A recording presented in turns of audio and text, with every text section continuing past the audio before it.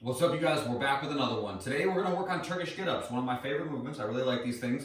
Kind of a complex one though. There's a lot of moving parts, so we're going to spend a little while breaking it down.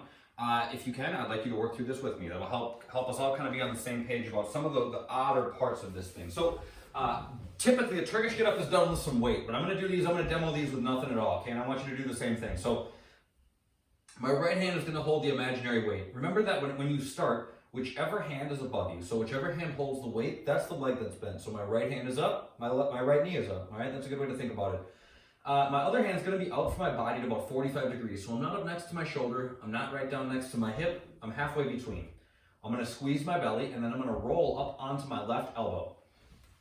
From here, I roll a little bit further and come up onto my palm. All right, so now I'm supporting myself with my left hand. I bridge my hips up in the air next to create a straight line through my body. All right, my right heel's on the ground as I do this. Next, I gotta move my left leg underneath me. But if I only try to move my leg, it won't go, okay? So I gotta move my hips. I'm gonna move my left hip underneath my right, and I'm gonna plant my knee in a position where I can support my body weight. Meaning, if my knee was up here like this, I'd have to really kind of throw my weight forward to come up. So I'm trying to get my knee back in a position where I have a base of support with it, all right? So again, that move is this. My leg's out in front of me, my hips are up in the air. I drop my left hip under my right, and I plant my knee in a position where I can support my body weight. Then I pivot and come up onto my knee. From here, I just stand up. Drive through my right heel, come all the way up to stand. We do the exact opposite on the way back down. So, still holding this weight up overhead in my right hand. I step back with my left foot, plant my left knee, reach off to my left, plant my hand, kick my left foot out in front, then I drop down to my hips, my elbow, and then my shoulders, and then I switch sides. When you guys are using weight, if it's heavy, you can always use your other hand to help guide the weight back down. Try to avoid this, okay? Think about like a floor press, which we'll talk about later, or like an upside down push-up. We don't do those like in some kind of weird angle. It's just like the forearm stays vertical as you come back down, okay? That'll just help keep your shoulders strong. Switch it up. Let's do one on the left. Left hand up. Remember that means that the left knee is bent. My right arm's out at 45 degrees. I start by rolling up onto my right elbow, okay? My right palm is next. Then I bridge my hips up, pivot my hips, my right hip drops underneath my left to plant my knee in a position where I can support my body weight. Then I come up onto my knee and I stand.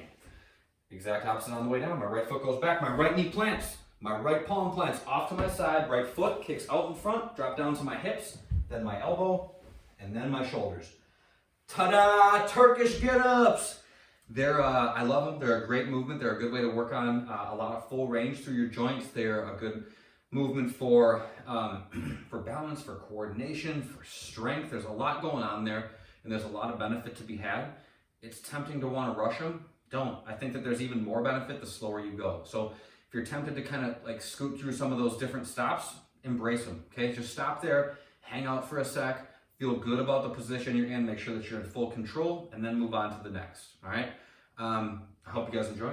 After that, for our warm-up, so that's what we're doing. We'll do one of those unloaded on each side to start our warm-up. Then we're doing some lunge steps, so I just step out, tap my back knee, stand up, switch sides, so on and so forth. Then I'm into mountain climbers.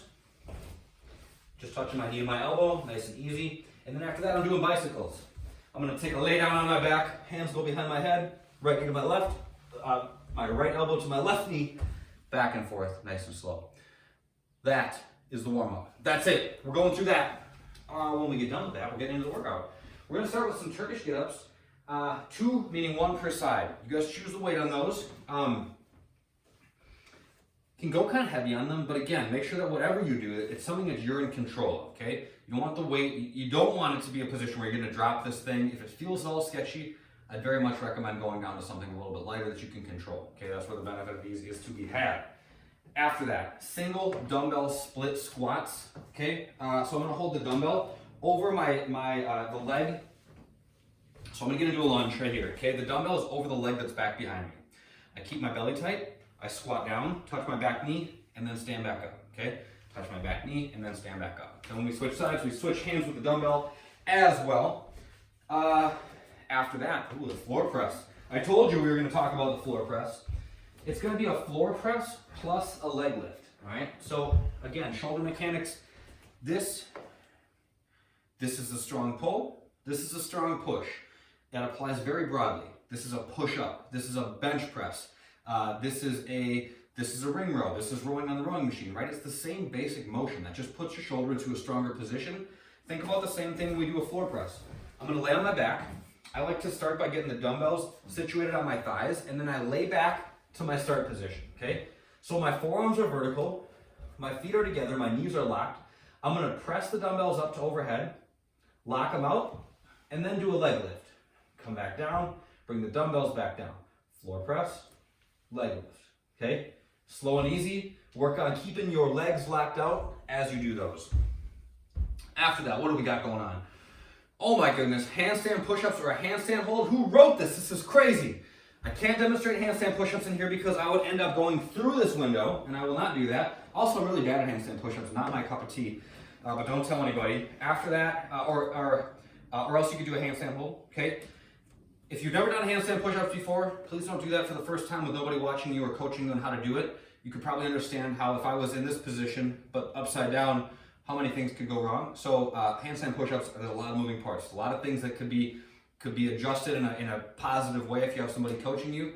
Don't do them for the first time when you're by yourself. That's just sketchy. If you can't do that, work through a handstand, okay? Just walk your way from a wall walk, so start in a plank, walk your feet up the wall until you're in a handstand hold and hold that for 20 seconds, okay? Last but not least is some sumo deadlifts. So I'm gonna use 1 or 2 dumbbells or whatever, don't matter. Use some weight. Actually, it does matter. If you guys have a heavier option, this would be a good opportunity to use that, okay? If you have bigger dumbbells, they're just gathering some dust. Those are like the big hulking ones you don't ever want to put overhead. Grab those big ones for this. I go with a wide stance, okay? My knees are bent and they're pushing apart. I pack my shoulders, I squeeze my belly, and then I push my hips back, all right? My hips going back puts tension on my hamstrings and the muscles on the inside of my legs. I want you guys to feel for that as you go, all right? Shoulders back, belly tight, knees are bent. My hips go back. I reach down, grab a hold of the dumbbells. Look at the position of my back at the bottom. It is flat. I hope it is. Then I stand up, bring my hips to extension, and then lower back down. Touch, and stand back up, okay? My knees push out just like I was doing any other squat or deadlift. My knees push out the whole time, all right? That is that for the equipment version. For the bodyweight version, oh my goodness. On object, Turkish get-ups. Grab the laundry detergent. Grab some soup cans. Grab I don't know, hold your pet. I don't know, get crazy, get creative, get something that you're not gonna drop, and do a Turkish get up on each side with something. You can hold a couple books, you know, it doesn't have to be a ton of weight. After that, split squats, no weight on those, just straight up leg lifts, so you can put your hands alongside your hips and do your leg lifts that way, same thing as we just demonstrated with the floor press. And then wide, a handstand or handstand push-ups, just like we talked about, and then a wide stance good morning instead of the sumo deadlift. So same mechanics here.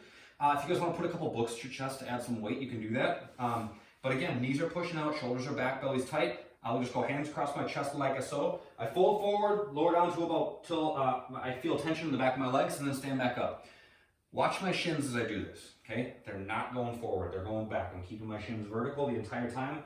The position in my back is a neutral one, okay? I'm not letting like my back slinky one way or the other. I'm staying tight, keeping everything nice and locked down up.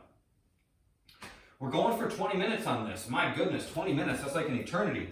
So as you go, especially on some of these weird movements like split squats, handstand push-ups, Turkish get-ups, go at a slower pace today, right? There's a lot of opportunity to go really fast in a lot of the workouts that we do. There's also opportunity to go a little bit slower and embrace just the technical details of some of these weirder movements. So today, embrace those technical details, and I think it'll be in your best interest. We're gonna finish up today with some rolling on the bottom of our foot with a lacrosse ball. So kind of some weird mobility, but the reason why we do some of this stuff that's kind of odd sometimes is because you can think of your body as like one big chain, right? And you don't just want like a couple really strong links in the chain and then a couple weak links. You want a strong chain throughout. And if there's muscles that are overly weak, or if they're overly immobile, or if they're overly tight, then that's a weak link in the chain. And our feet have muscles just like our back does, just like our legs do, so we want to work on them every once in a while. All we're going to do is just roll out the bottom of our foot for 3 minutes per side. Oh, if you guys want to do something interesting, try this. Lock your knees out before you roll out your feet. Lock your knees out and then fold forward. See how far you can get towards the ground. Okay, so just notice how far. Can you plant your hands flat? Can you touch the ground? Whatever. Just see how far you can get. Roll the bottom of your feet for 3 minutes per side and then do it again and watch how much further you can get. It's pretty impressive. I'm just gonna roll out the heel of my foot. I'm gonna roll out midfoot, go to the front of my foot. I'm gonna curl my toes around the ball. I'm gonna roll to the inside, I'm gonna roll to the outside. And I'm gonna be kind of liberal with the pressure, right? So I'm gonna put some good tension on it. Think about what our feet endure, right? We're standing on them all the time, okay? All the time they just get flattened down, they get pancaked. This is a good way to get some of those muscles moving, get them sliding around again the way they should, and just hopefully loosen up some stuff that's got a little tight so that maybe upstream from there, those muscles also move the way that they should. Whew, I talk so much, I'm sorry you guys. That's it, that's all. I will see you tomorrow. Have a great day, y'all. Later.